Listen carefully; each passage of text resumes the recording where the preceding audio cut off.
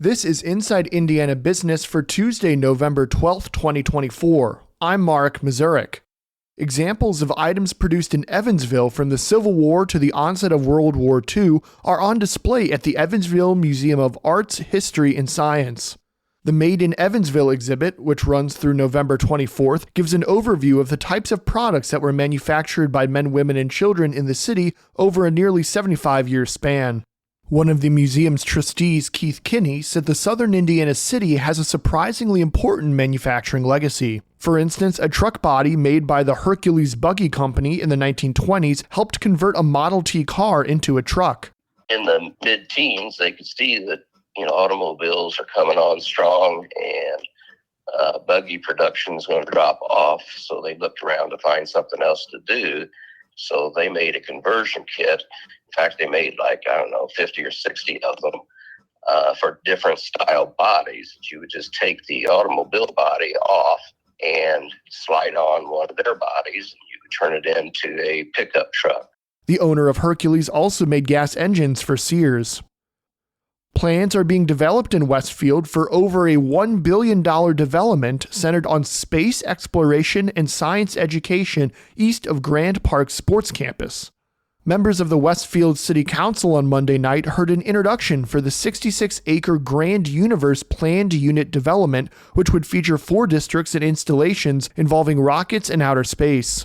The first phase of development would include a 170,000 square foot science and space exploration center, which would include a planetarium and a hotel. Next would be a sports entertainment focused district and a mixed-use development with multifamily housing. Officials with Grand Universe Development Partners say both phases would cost about $600 million each. A timeline for construction has not been determined, though the project has been in development for 12 years. Westfield is having a series of community meetings before the council approves the plan. For a more detailed rundown, head to InsideIndianaBusiness.com. From the number one source for Indiana business news, this is Inside Indiana Business Radio. Indiana, your bold future starts here. IBJ Media, Inside Indiana Business, and the Indiana Economic Development Corporation invite you to the Engage Indiana series, presented by CareSource, Indiana University, and Old National Bank. With an unrelenting focus on growing Indiana's economy, our Engage Indiana events take place in every region of the state. Discover when we'll be in your area at ibj.com/engage. Fort Wayne-based Rival Holdings has launched Defy Investments, an investment and management company specializing in acquiring and growing commercial and residential construction companies. Rival has hired David McDonald as Defy's president. McDonald most recently served as Rival's vice president of mergers and acquisitions and has more than 15 years of construction industry experience. One of Defy's first acquisitions is Lau Construction, acquired in June. Lau is based in Michigan, and Defy says it will expand the firm's reach into the greater Lansing area. The University of Evansville and the University of Southern Indiana this week announced a new opportunity for students pursuing advanced degrees in health science.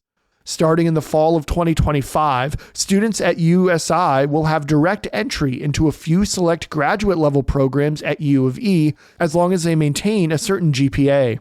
The University of Evansville is opening its Master's in Athletic Training and Doctorate of Physical Therapy programs to USI undergraduates.